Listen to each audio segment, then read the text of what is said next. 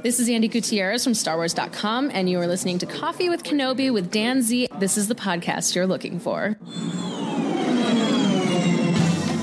This is James Arnold Taylor, and you're listening to Coffee with Kenobi. I have a good feeling about this. Are we all good recording? Okay. Let's start the show. Hello, everybody, and welcome to the Star Wars Celebration podcast stage. It's great to see all of you. You are in the Holonet News stage room. This is the new name, I guess, for the podcast stage. My name is Dan Zer. I am the host and co-creator of Coffee with Kenobi. With me is my co-host for today, New York Times bestselling author Adam Christopher. Thank you for coming. Oh, yes, so this is really great. Getting to be here with all of you is wonderful because, I mean, look at how Star Wars travels, right? Who came the farthest away, do you think? Any guesses? Who feels like, I think I flew the farthest? Where from? New York? That's pretty far. Anybody else? LA? Anybody else? I'm from Chicago, but I think LA's quite a bit farther away. How's the jet lag doing for you? It's okay? Good. If I hear snoring, I'll know where it's coming from. So that's a good sign. That's a good sign. All right, well, very good. Well, today on the show, if you're a listener of Coffee with Kenobi, you know we are a family-friendly, spoiler-free podcast. We want to make you think. We want to make you laugh. And we just want you to feel like you've got coffee or tea and you're having some Star Wars conversation with your friends. Which is perfect because Adam and I, he was on the show last summer to promote your book, Shadow of the Sith. Best-selling book right there. Who's read Shadow of the Sith? Who is going to read Shadow of the Sith? There you go. You've got this to look forward to. Now you've got some background with this amazing book that Adam was a part of. But before we get to that, our main topic for the show is going to be top 5 scenes that we love from Return of the Jedi. And we picked that because I feel like that's a pretty universal thing. For how many people is Return of the Jedi your favorite original trilogy film? All right. How many people would say The Empire Strikes Back is their favorite film? How many would say Star Wars? See, I feel like if you're like of our age, it's Empire Strikes Back, right? But Return of the Jedi was the newest one for a long, long time, and that, of course, kept things going for a really long time. But let's talk about the announcements. So I know you were busy running around doing author things, so you weren't able to see some of the big stuff that happened. Was anybody else in that room that wants to come up here and share with us all the news? Come on up, buddy. No? I could tell you.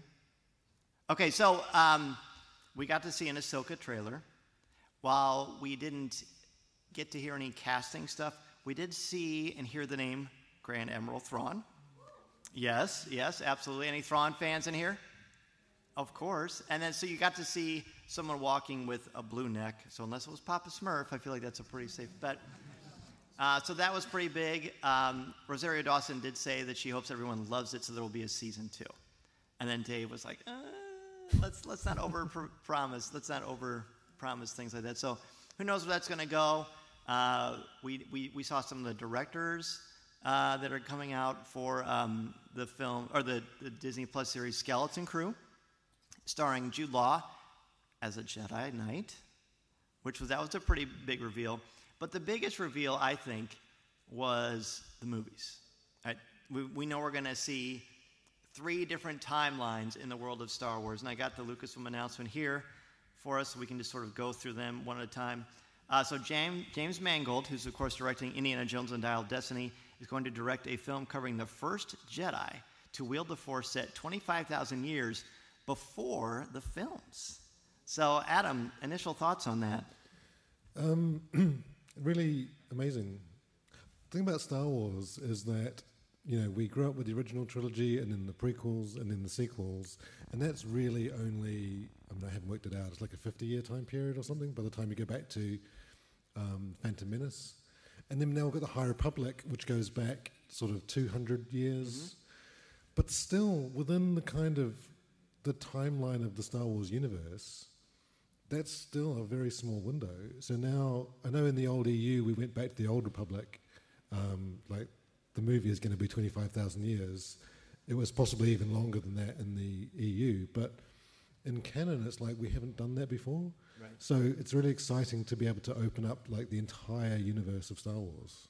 It opens up so many amazing possibilities. And I think he said he wanted to be like a biblical, sort of the Ten Commandments feel to it. So the scope of that is pretty promising, quite staggering. And who knows what that's going to entail. But I just foresee sort of like a 2001 moment without monkeys, where, that moment when he first gets in tune, or she gets in tune with the Force, is going to be pretty special. So that's exciting. Plus, James Mangold is just a great director. Logan, of course, is the one that stands out to me of his work. But hopefully this new indie will be the one. And then the second one is pretty exciting, I think, to a lot of us, because Dave Filoni is finally going to direct his own Star Wars film, which is very long overdue. But this is going to be a film set in the Mandoverse, which links the current Disney Plus series together. And I feel like that's more information than we got in the actual panel, isn't it? Because it said it's 5 years after Return of the Jedi, and he's so steeped in the lore of Star Wars anyway, so he's going to have a lot of inspiration to choose from. What are your initial thoughts on that one? Yeah, again, I'd like to see when it's going to be set. I think it's clear, I don't know anything myself, but it's clear that they want to cover that period between Return of the Jedi and The Force Awakens, which is sort of 35 years of storytelling. My book is in the middle of that, so I'm just kind of curious. Yes. Which leads into the third movie. That's right. Which they've announced. That's exactly right. Yeah. All he said was that it takes place with the growth of the New Republic. Yeah, which we've already seen in Mando TV show. Yeah, I think so. Yeah. But if he's going to pull from that big pool, that would be great. But the third one is the one that everyone lost their minds. I think that's fair to say.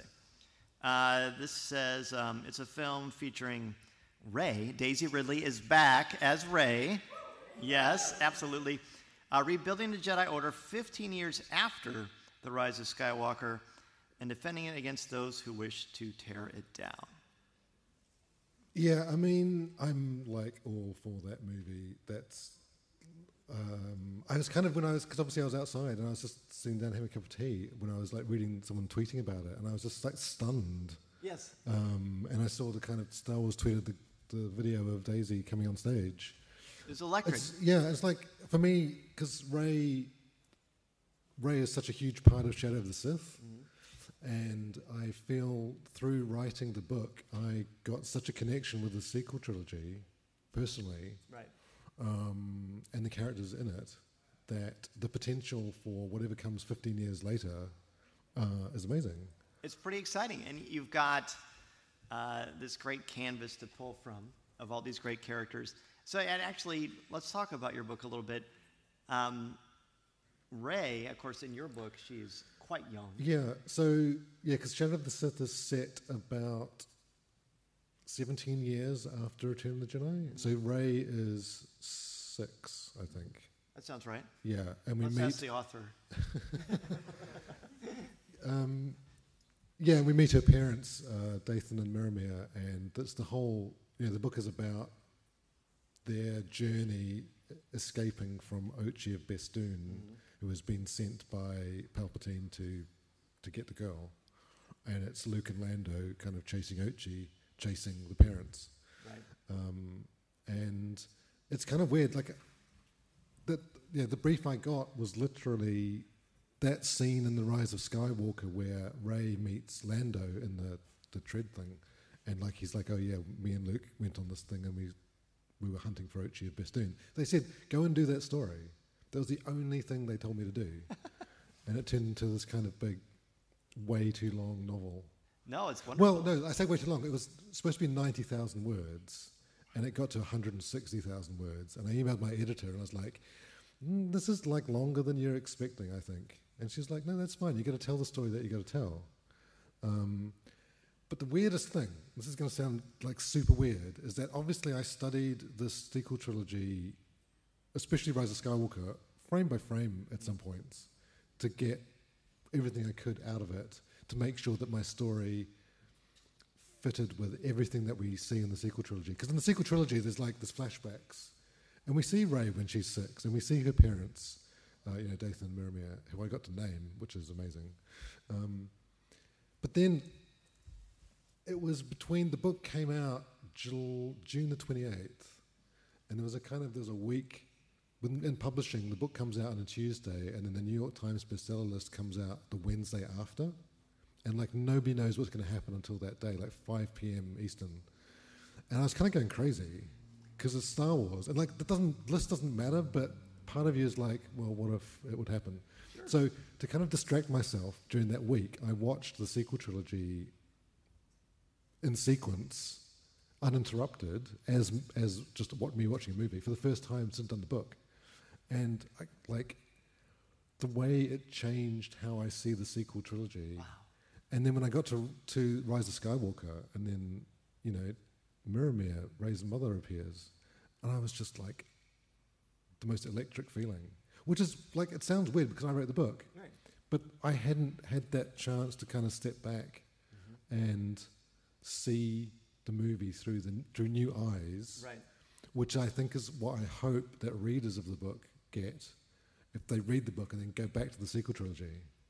Especially Rise of Skywalker, which it very closely ties into because of all this backstory and flashbacks we get with Rey. Right. So yeah, and I got to do things like name her parents, Dathan and Miramir, which is weird. So Jodie Comer is one of my favourite actresses. She's in Killing Eve as I'm not going to pronounce her name in French. Villanelle. Yes. And when I saw The Rise of Skywalker in the movies, this is long before I was going to do the book, and she appears suddenly in these flashbacks as her mother, and I'm oh my goodness, it's Jodie Comer.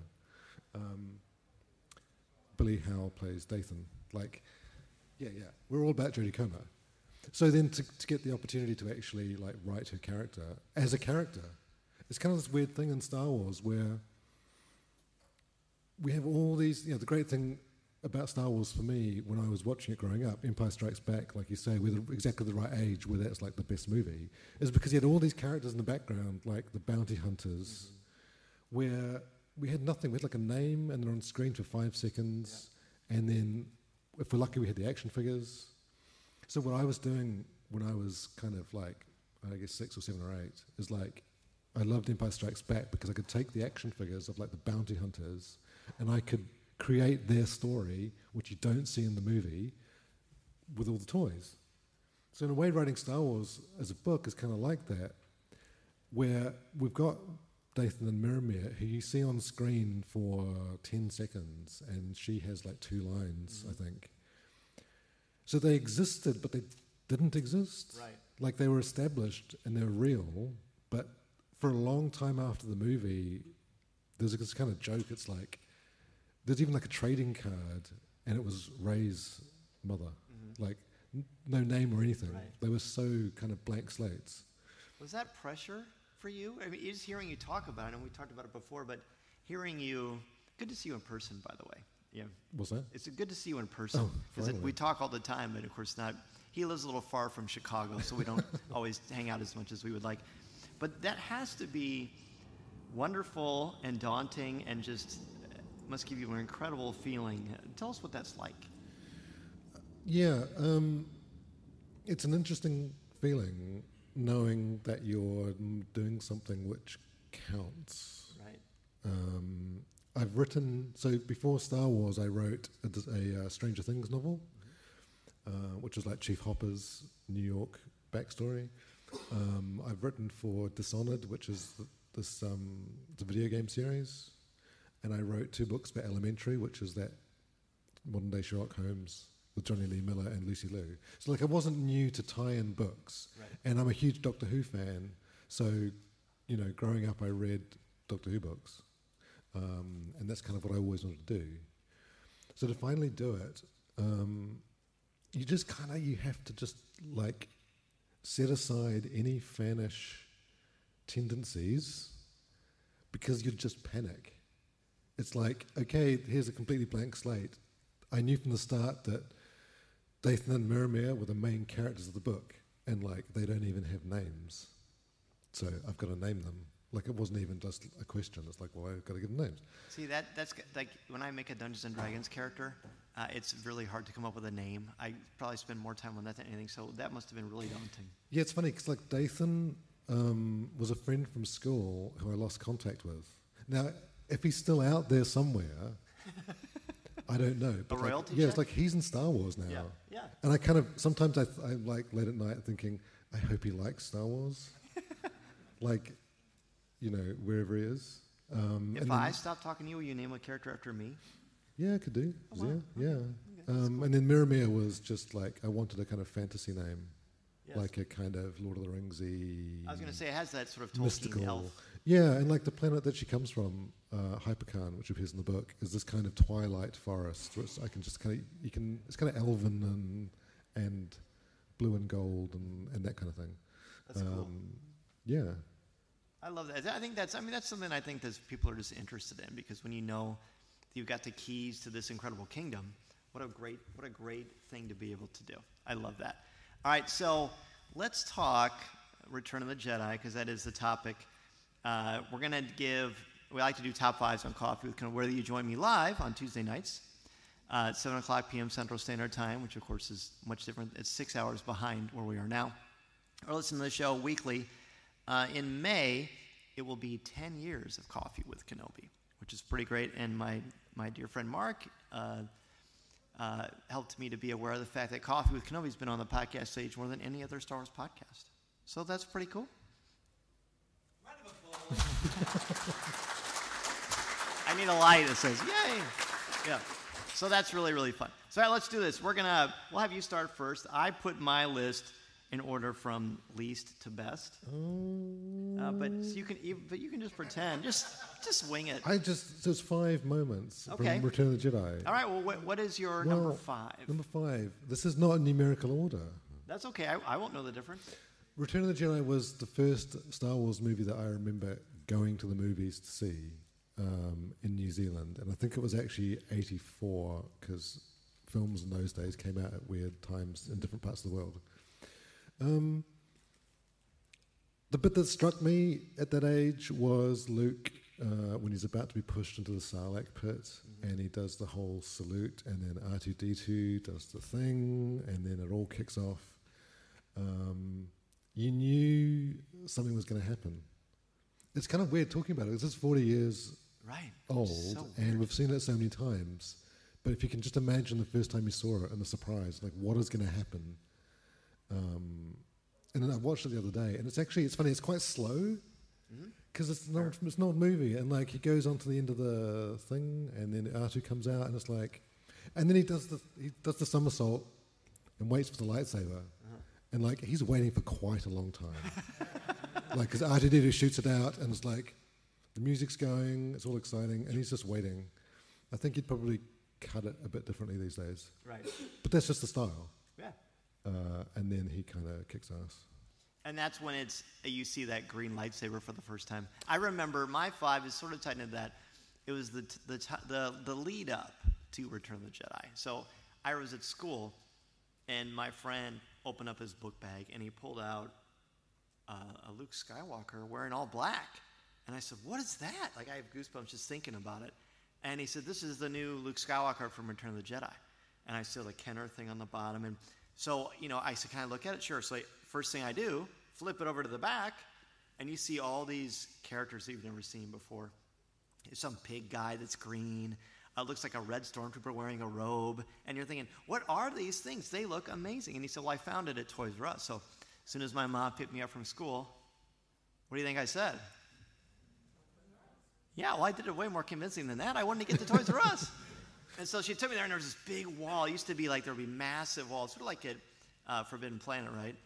There's this huge wall of action figures, and you don't know what any of them are related to, but you saw Luke Skywalker, and he had a big Jedi robe and a green lightsaber that wasn't a telescoping lightsaber, which I guess the Bespin Luke wasn't like that either. But still, all those possibilities. And when we went to the theater, we saw it the first day, and my mom got us out of school to see it the first day. And I was sitting in this lawn chair. We're all sitting in this big line back before kids a long time ago at a movie theater far, far away. You couldn't order your tickets online. You had to actually wait in line.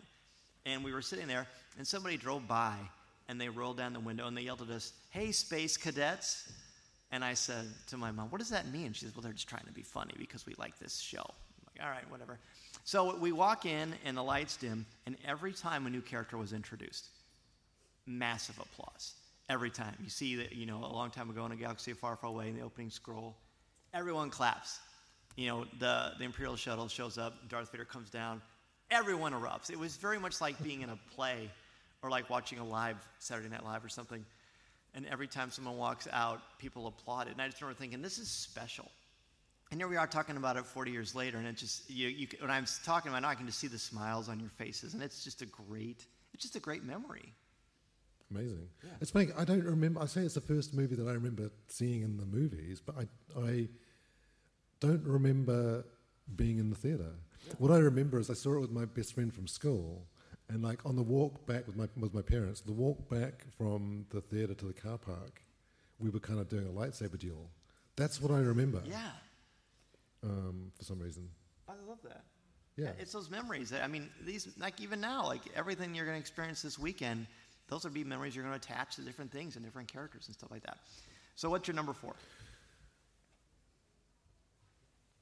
If you had a list. Well, what I like actually is, maybe this is number 1. My stuff is not in numerical order, so we can do that later. But sure. What's the next one, Adam? The next one is when Darth Vader reads that Luke has a sister. That is so well done, and it's so creepy because you've got Luke underneath. He's hiding because the duel have stopped. He's like in the shadows underneath the kind of gantry, and Vader's like looking. And the way that James Earl Jones pronounces that line is so like horror movie creepy. Can you hear it? Can you try it? You got a good mic. I'm not doing this on a podcast. Sister. But, yeah, it's like the way he's like sister. Yeah. Yeah, and it's just like, and Luke is obviously he's falling apart, and ultimately that's what like Vader kind of brings about his own destruction because that's the point that tips Luke over. Yeah. Family. Where he's like, if you won't join me, maybe she will, and he comes out. And there's also the best of John. I think John Williams' score for that final fight is his best piece of music that he ever did. Oh wow, yeah. It's kind of weird. I don't know. There's various versions of the Return of the Jedi soundtrack album. There's like a long extended version of the album, and that piece of music is actually like in the middle of something, in the middle of a big suite.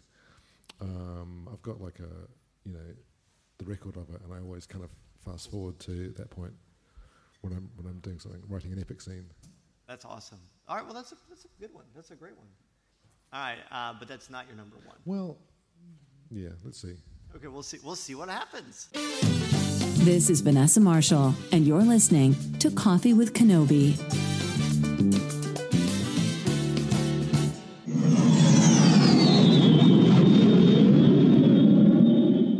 KiwiCo is defining the future of play by making it engaging, enriching, and seriously fun. They create super cool hands-on projects designed to create a lifelong love for learning among kids. Each month, KiwiCo delivers crates packed with fun and sparks creativity with kid-friendly topics and activities. The crates cover a ton of interesting topics and provide real, hands-on skills for kids to explore. From engineering robots to learning about the science of cooking, there's something for every kid. Discover subscription lines for kids of all ages, ranging from infants and preschoolers to teens and beyond. The first one we just received was the Tinker Crate Domino Machine. It's a make-it-yourself domino machine, and it's incredible. It's like a small little robot device that you build. You assemble it, you put the walls up, you hook up the wiring, and then you load it up with dominoes, and you turn it on, and you just watch it. It moves on its own and sets up the dominoes perfectly, and any color organization that you want, which we had a lot of fun with that, sort of randomizing them. And then once you're done, you turn off the machine, move it out of the way, and then boom, you've got your dominoes set up, and you just knock them over. And it does it perfectly. We tried a bunch of different ways and angles and positions to see if it would ever not knock them all down, but it always did. And this was not Mason's first time with KiwiCo, but but it was his first one since COVID, actually, now that I think about it. And it was challenging, but very, very good. It kept him engaged for several hours, building it and playing with it. And he told me when he was done, he said, Dad, I'm going to keep this forever. Seriously, it was cool. And I kept saying to him, my wife did too, this is like you're practicing to be an engineer, or you're just building. You're using your brain as creative. Plus, they get to play with it. And I liked watching him do it. It was really pretty cool. And there's one that is coming next that I can't wait to explore, which is where he's going to build his own little rocket ship. I can't even imagine what that's going to look like, but I do know if it's anything like this domino machine, it's going to be awesome. As a parent, it can be hard to find creative ways to keep your children busy, challenged, and off their screens. KiwiCo does all that legwork for you, so you can spend quality time tackling projects together, like I just mentioned. There's something for kids of all ages. There's actually no commitment, so you can pause or cancel anytime that you want. Your child can get super cool, hands-on science, art, and geography projects delivered to their door every month. They'll be so excited to see these arrive in the mail. The day the box arrives will be their favorite day of the month. You'll be surprised at how high quality these materials are too. These are real engineering, science, and art projects for children. It's STEM. It's amazing, and I can't wait to hear what you think and what projects you are going to do. Redefine learning with play. Explore hands-on projects that build creative, confidence, and problem-solving skills with KiwiCo. Get 50% off your first month plus free shipping on any crate line at kiwico.com/CWK. That's 50% off your first month at kiwico.com/CWK. So the next one on my list, I made a huge list of like different ideas of things.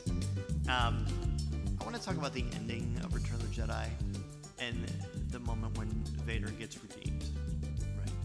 And for a long time, the mythology of recollecting that moment in the story was really beautiful because you had, Vader turning from evil and saving his son, and what that means and what all those years of the story would have piled up. But for me, when I was a kid and I saw it, I didn't think any of that. I thought, what is going on? Why is Darth Vader an old bald guy? What? And I was just so struck by that because I just didn't know how to process it. Because when you hear James Earl Jones, or you see the menace, the big cloaked menace enveloped in black that is Darth Vader, you just don't expect that, right? But now looking back at it as an adult, I love it because there's just so much power in, as we know, taking care of your mental health is so incredibly paramount, right? Anakin didn't take care of his mental health. I don't think that's a Star Wars Celebration announcement by any stretch of the imagination. But that repressed anger, it's almost like the Hulk in a way. Yeah. But much longer stasis, where he doesn't deal with what's happening, and his outward matches the interior anger and hate that he has. And I just think that's just that's why Darth Vader is arguably my favorite Star Wars character. Sometimes I let Yoda sneak in, sometimes Ahsoka. It just kind of depends. But Vader, I think, is the most Shakespearean and the most complex. And looking at that through that lens now makes me appreciate all the more. Yeah, and in fact, probably one of my number 3 moment, if you like, is when Luke sees the Force ghosts of Yoda and Obi-Wan and Anakin. Now, in the original version of the movie, it's Sebastian. Is it Shaw or Stan? Sebastian. One of them was in Marvel movies, and one was in Star Wars. Yeah, one of those. Sure. And I remember when the remastered versions came out, and I was kind of disappointed that they changed it to Hayden Christensen. Except I now understand that that's exactly the right thing that George Lucas did, because the whole point of the Jedi being able to kind of transcend death and become a Force ghost and exist within the Force is because they can let go of life and move on to a new form of existence. The Sith cannot let anything go. The whole thing with the Sith is they can't let go. Shadow of the Sith is partially about Palpatine's quest for immortality. Yes. We get that from Revenge of the Sith when he's talking about the story of tragedy of Darth Plagueis the Wise, and we're getting some of that in the Mando TV show. The Sith can't let go, so they cannot become a Force ghost because that is completely the opposite of what a Sith is. So therefore, for Anakin to appear to Luke, it's at the point where he was still Anakin, which is when he was a young man. So to replace him is actually really perfect. I'm not going to spoil it, maybe I am, but he appears as a Force ghost to Luke in Shadow of the Sith. Again, as that kind of young man version, because that is when Anakin was at his most powerful as a good Jedi before he changed. So I've kind of now the remastered version, I've come to appreciate it. That's, you know what, I've always kind of struggled with that narratively, so I appreciate that perspective. That's great. And that's it's always unfair to Sebastian, right? Because they cut him out. He does Darth Vader with the mask off, which is a huge moment, and then they take him out. But unfortunately, it's necessary. Although in Shadow of the Sith, I kind of have both versions of Anakin. I kind of redeem Sebastian in a tiny way, which I thought was fun to do. Yeah, it's cool to be able to give that love to both aspects of it. I love that. All right, so my next one is not quite as beautiful or pronounced. It's just speeder bikes. That's it. I mean, when you first see speeder bikes and you hear them, in 1983, that was cutting edge. And it absolutely blew you away. And then it was so thrilling. And then there was a great Atari cabinet video game where one of the things you got to do was you got to ride on a speeder bike and weave in and out of trees, and invariably what would happen, it would smash into you or something like that.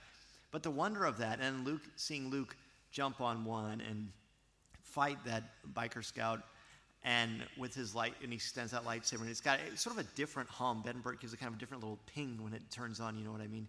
And there's just something so electric about that. No matter how many times I saw that movie in the theater, that was one time. Well, you never want to leave for anything. That's why you go to the bathroom as the credits, as the trailers start, and then you don't miss anything. But that was one sequence I thought, I can never miss this, because it was just so amazing and so adrenalized.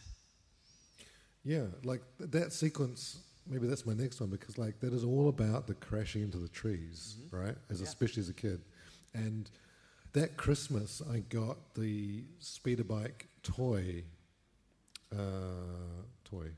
and it exploded. It had a spring-loaded button at the back. You pushed it to the back, and it popped out into 3 parts, and it was spring-loaded, so they kind of flew around.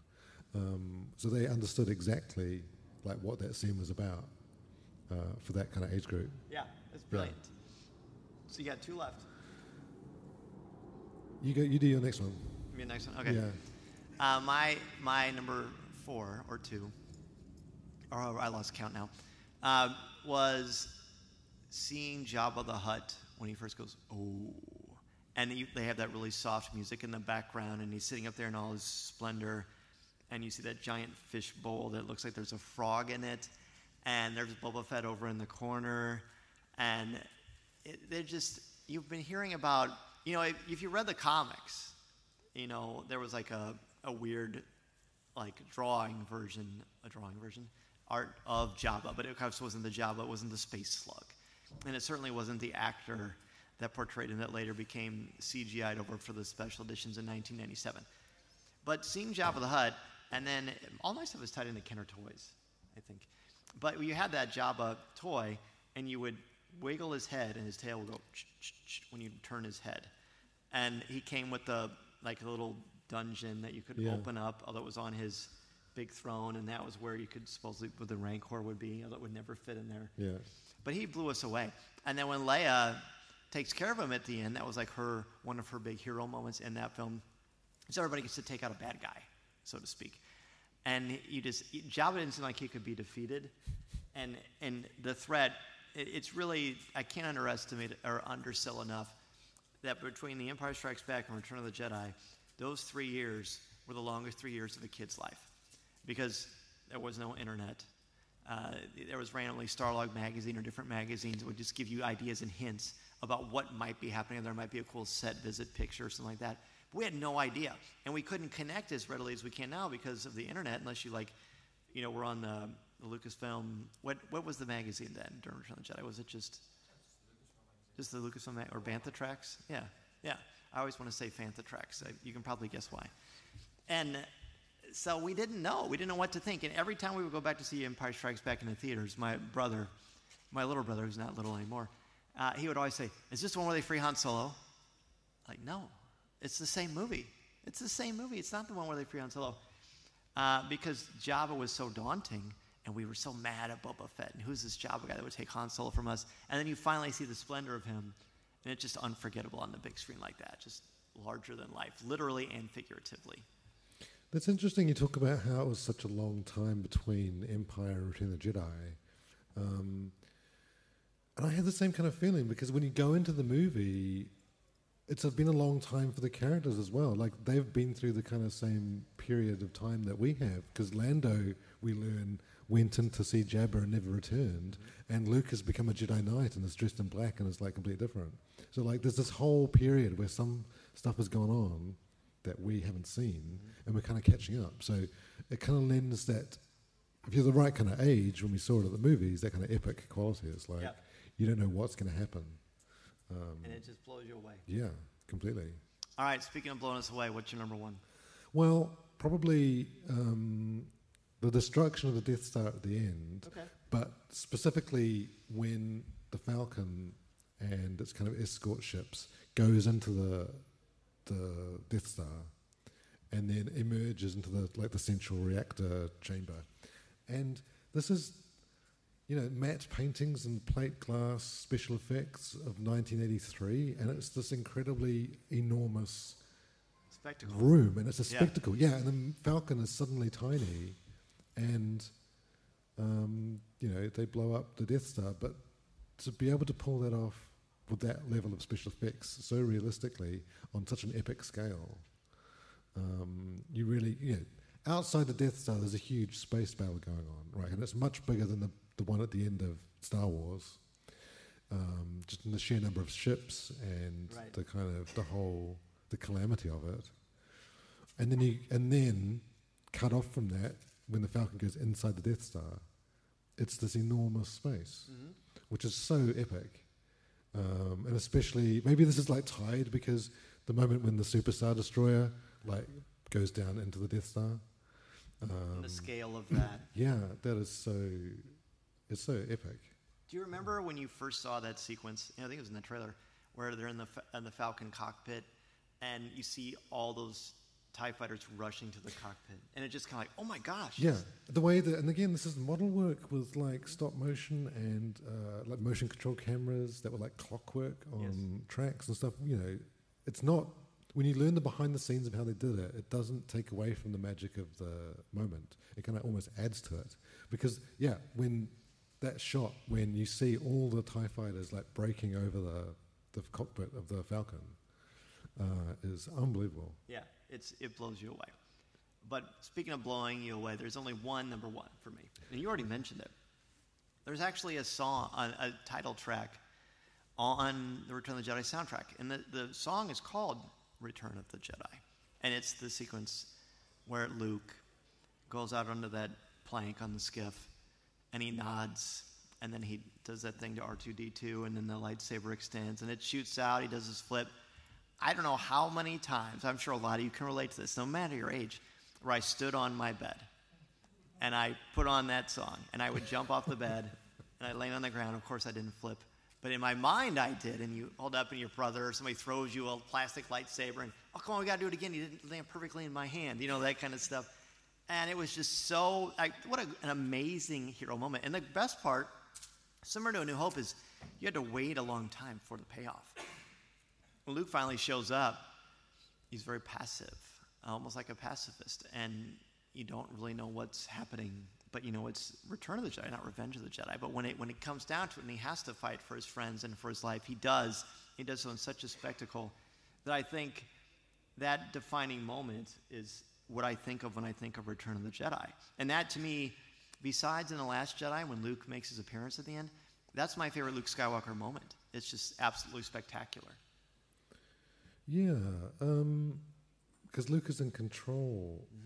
This is the thing, the Luke Skywalker of the original trilogy is 3 different characters. Yeah. And I've said this before, it's like in A New Hope, he's the farm boy thrust into this amazing situation. In Empire Strikes Back, he's a rebel officer like doing his bit as a pilot as part of this whole organization. And then in Return of the Jedi, he's a Jedi Knight. Yeah. So there are actually 3 completely different versions of the same character. And there's this wonderful progression of that maturity. Yeah, exactly. And he's such a presence in Return of the Jedi. Even when you first see him, he comes into Jabba's palace. This is the whole thing with the black costume and the robe, and the way they shot it with the light and the shadow, and he's just kind of walking in. And you know, Jabba's palace is so enormous with the gate and the Gamorrean guards, and he's just kind of like just walking in on his own in the middle of this huge space. You already know that something like special has happened to him. Right. I mean, you know it's Luke. Right. It doesn't. You know, we don't find out till later that it's Luke, but like you know it's him. It's amazing. He's coming to like take care of business. And he does. And he absolutely does. So, do you have any little honorable mentions you want to throw out there? It's just a good movie, man. It's It like is. it's such a good movie. It is. And it's funny you mentioned earlier talking about the action figures. You'd go to Toys R Us or the back of the packet, and you'd see all these things, and you'd cheer when they appear on the screen. It's Yes. like, yeah, but like you'd see the movie and still not know what some of these action figures were because Right. there's so many. It has the ultimate Star Wars thing, which I said earlier, of like cramming in all these characters. You know, Jabba's palace is full of aliens and different, and they've all got names and stories and action figures. Some of which you like. There's a frame of a thing, and then there's an action figure. Yeah. But to me, that's like the magic of Star Wars, because Star Wars, especially at that time, was all about the movies but toys. You know, you reenacted the Luke scene Yes. because you couldn't just like replay it. I saw the movie maybe twice, and that was probably unusual. You know, because your parents have a limited interest and patience with taking you back to the movie all the time. Yes. You know, before VHS, before DVD, before anything, we had our memories of the movie, Right. and we had the toys. Yeah. So it was kind of this magical combination of stuff. Like, I want to watch the movie again. Like, maybe tonight I'll watch it. Yeah. It's great. Yeah, I think you'll love it. yeah, it's good, right? Yeah, All right, so let's see. We're doing pretty good. I thought we talked for about 40 minutes, and we have. So we've got a little time. There's a chair up here and a nice microphone. If you would like to come up here and ask a question about, or give your favorite Return of the Jedi moment, share some memories from the panel, whatever, this is your chance to be on a Star Wars Celebration podcast stage. So come on up. There you go. I've learned as a teacher, if you're silent for long enough, somebody will do it. Yeah. Hi, Jonas, by the way. I'm from Norway, Trondheim. Nice to be here. One of my favorite parts of Return of the Jedi is Yobnab. Yes. Yeah. Oh, The Yubnub. party. Yeah, The yeah. final party. Yeah. The song, the old school song. Both the song and like the circumstance of why they're there, and also seeing Force ghosts of Obi-Wan, Yoda, and Anakin. I remember the first time seeing that in the basement with my cousin, and when Anakin came, we cried. Yes. So it was like this big moment for us who has been watching all these films and growing up with the characters as well. Seeing Anakin as Hayden Christensen, it was like a big moment for us. So yeah, that's my favorite moment from that film. That's spectacular. Yeah. Thank Yeah. you so much for sharing it. Thank you. Yeah, Yubnub. Thank you. This is going to sound strange, but again, there's a version of the soundtrack for Return of the Jedi which has got Yubnub, and it's got about 5 versions of it. Because there's the one in the movie, then there's like different tracks, different vocal tracks. Like, I put that on when I'm writing like something kind of happy or like celebratory, because it's such a good That's great. piece of music. That's what it is. It's Yubnub. Yeah, absolutely. And that's like little tracks. I like it better than the newer song.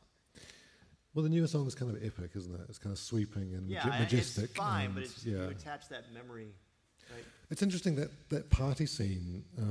When I wrote Shadow, one of the questions was like, how well do Luke and Lando know each other? Because although they're two of the main characters in Star Wars, they actually don't interact much at all. And the party at the end of Return of the Jedi is the only time in the movie they meet, and they like have a handshake, and then that's it. Really? Yeah. And then Empire Strikes Back, they've like one line.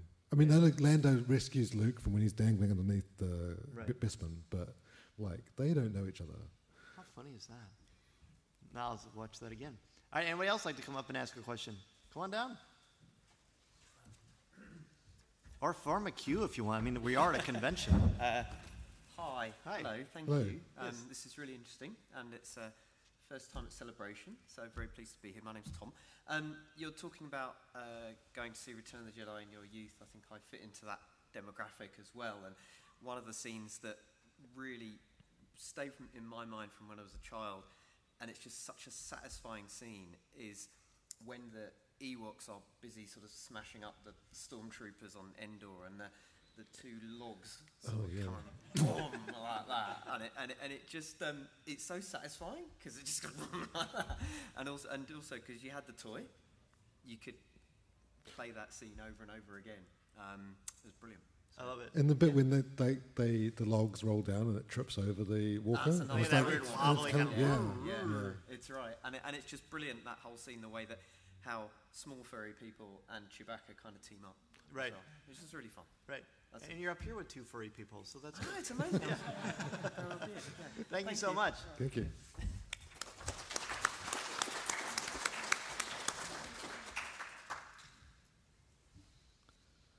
And Daz, don't hide back there, buddy. You got to come ask a question too. Hi, my name is Georgie from the UK, and this is also my first celebration. So I don't relate as much to kind of like everything with the original trilogy, because I wasn't actually introduced to Star Wars until the sequel trilogy, so I was very late. Wait, sequel trilogy? Oh, or prequel? Rey, so Sequel, episode 7. yeah, amazing. Sorry. So episode 7 and onwards, like around 2015, when we started to see all the marketing with like Finn and Kylo Ren, and then Daisy comes out of nowhere, and it's like Rey with everything in there.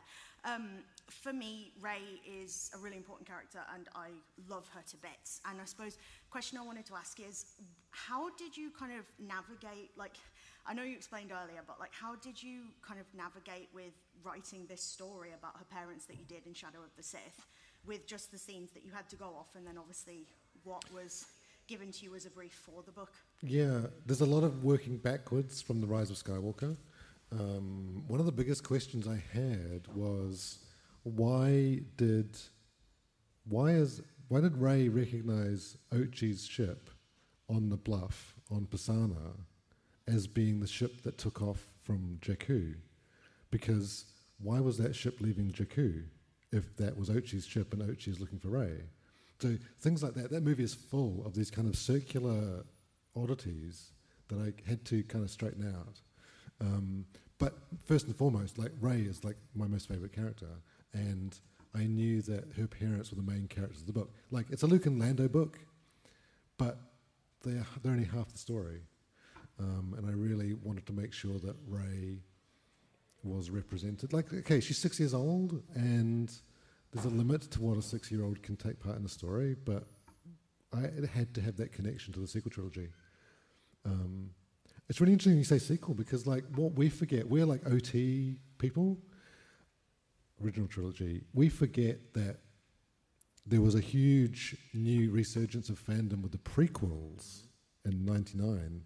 You know, I've got good friends who they came into the prequels. We kind of forget that. Yeah.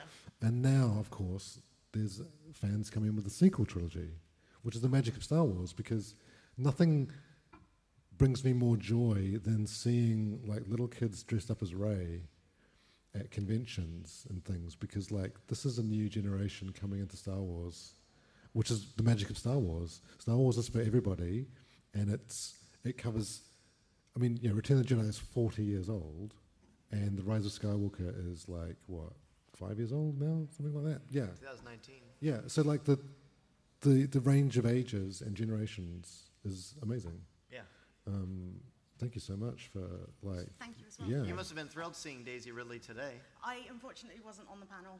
But you heard. Yeah, Yes. I heard about it, and my mind was blown with it, and I was gutted that I missed it. But Yeah. I was ecstatic to hear about that film. Like, that's just, we're only on day one, and that's just It's like- made my event already. Yes. So, Yeah. I'm hoping this is like crazy, because the film is not going to be for a long time, obviously. Right. Like, would there be a flashback with Miramir and Jodie Comer? Would they be do cool. that on Hypercon? Hey, That you would should be an extra.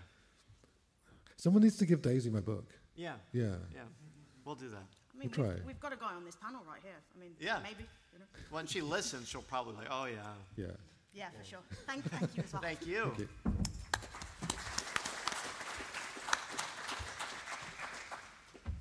Hello. Hi, I am Chris from Manchester. Yes. Myself and my son, our favourite sequence from Return of the Jedi is probably the whole Jabba's palace sequence. But from guys that remember it first time round, did you have a theory as to why Jabba was a human in 1977 and then it suddenly turned into a giant slug by the time Return of the Jedi came round? Well, it's like he's not in, because he doesn't appear as the human in the... No, he's in the comic. He's in the comic, yeah, he's in the comic. But I always just thought he drank a lot of gravy. No, I never thought about it because I just thought, oh, they must have changed their mind about how he looked. What about you? Maybe just all his greed and his avarice has made him into this horrific space worm. He really is. He really is like the perfect embodiment of the 7 deadly sins. Yeah. I mean, really, if you map it out and you look at the filter through all the lens of, gluttony, obviously that's there, and greed. I mean, it's all there. And if you look at it through that lens, it's pretty metaphorical, pretty interesting. He's also like one of the first examples where this amazing Star Wars thing where you can take like a normal word and make it into something weird. So like Jabba the Hutt, as a 7-year-old, I'm like, well, Hutt is like a Pizza Hut. That's like a building. But we continue that. Like, I remember is it The Force Awakens in the movies when there's Han is transporting the Rathgars. Yeah. Yeah, and like the Raiders come on, and the guy, he says, tell that to Kanja Club. Yeah. And I was just thinking, what the heck is Kanja Club? And then Brian Young went crazy, Yeah, but I love that. And Enfys Nest, and like, I tried to do it in Shadow of the Sith as well. But yeah, I mean, the Jabba sequence, I think, as when we watched it originally, it's like 20 minutes of, 40 minutes. It's really, yeah. It's a significant part of that movie. I remember wanting to get back to Vader and the Imperials, because you have that scene at the beginning, and then that's it until which is really interesting the way they decided to tell the story. Right. Jabba's palace, though. I mean, come on. That's great. Yeah. That's great. It's a highlight. It's an absolute highlight. Yeah. Hey, thank you so much. Amazing.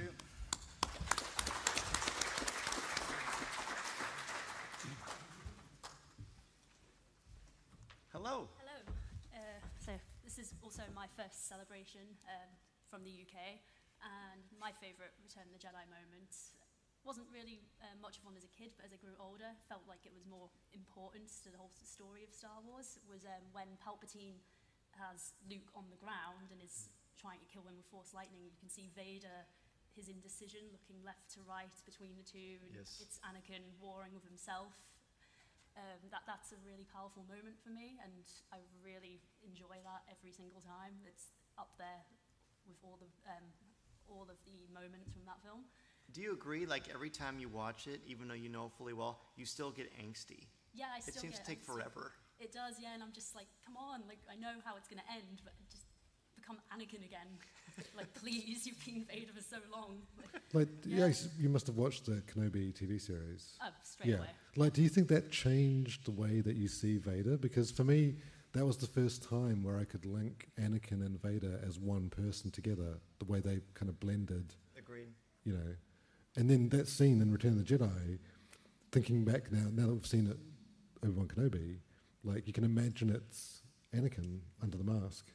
And I think just like any incredibly bad habit that you've built for such a drastically long time, you can snap out of it briefly, but those habits are hard to die, so you just easy to fall back right into the devil you know. Yeah. So it works from that perspective, I think. Yeah. Interesting. It's really good use of the lighting as well, with the, Yes. Oh, yes. the purple Oh, and it's the amazing. blue red, Yeah, it's like they know what they're doing. Yeah, exactly, they do. Yeah. But my question as well was, with Return of the Jedi, with what you were saying about Luke dressed up in black and you were in awe, did you ever worry, despite the title, that maybe Luke would actually give in at any point? Did anyone worry that Luke was going to give in, turn to the dark side? Really? From the promo photo. Well, yeah, you see, I'm a bit too young. Like, I don't have any memory of Revenge of the Jedi, the original poster and things. That has completely passed me by because I was too young. I didn't read Starlog or whatever because I was only like 6. He was always the hero. Right. And was never going to turn. Yeah, same. I thought it was really altruistic, but I just thought, no, it's Luke Skywalker. He looks cool in all black. He's awesome. There's no way. It never crossed my mind. It really didn't. Now, as older I might, because I'd see that black, and my English teacher hat would come up like, what's going on? Well, also because like he's got the bionic hand, like Vader. Yeah, it's like you can be more like your dad. Yeah. Nah, he's a good guy. Yeah, he's great. He's not as tall as his dad. He didn't get that gene either. That's good. Hey, thank you so much. Thank you.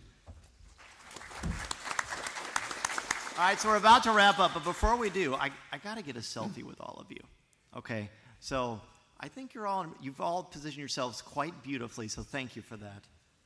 But I got to do that. All right, ready? I think this will work. Let's see. Yeah, ready, everybody? On 3. 1, 2, 3. Wow, that was great. That was very quiet. Maybe I should. If we've got time, I'll do one too. Yeah. Because let's get a record. We'll both get it. Yeah. All right. Let's do it.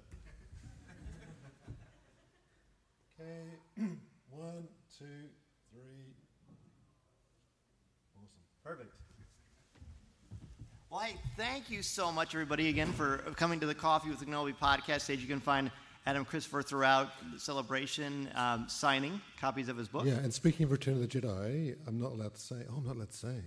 Okay, forget I said. Never mind. That you should come to the Lucasfilm Books panel on fun. Sunday at 5:30. That'd be fun. On the Twin Sun I stage. think I will. Yeah, but like you didn't hear that from me at all. No, I don't remember. So anyway.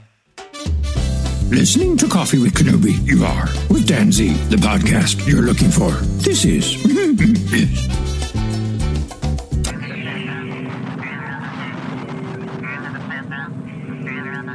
This is not the panel you're looking for. Or maybe it is. So again, you can find Coffee with Kenobi wherever you can find podcasts, whether it's Google, Apple. We're on YouTube. You can catch the live show every Tuesday night. We've got social media presence on Twitter, Facebook, Instagram, YouTube, and TikTok. So be sure to follow us along. Thank you so much for being a part of this, and have a great, wonderful rest of Star Wars Celebration. Thank you, Adam.